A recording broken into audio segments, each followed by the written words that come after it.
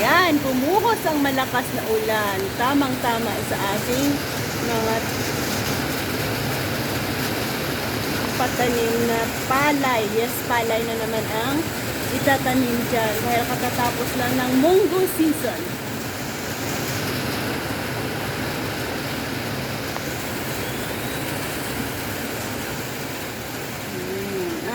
Saglit lang.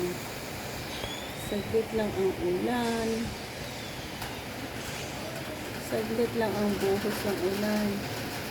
Sana tinagalan pa konti para mabasa ang lupa.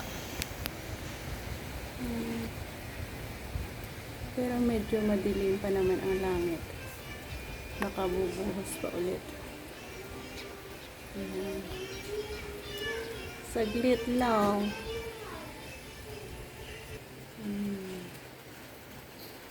Tapos na ang ulan.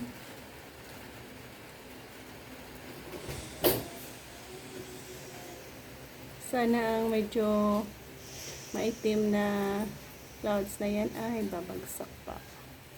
Para magkaroon tayo ng maraming ulan sa araw na ito.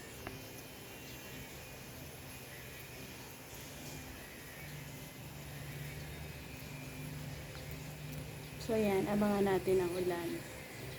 I-update ko naman kayo kung ano na ang lagay ng may tanim ng palay yan sa pagsibol ng palay. Hopefully healthier ang lalabas dahil sana ulan na naman.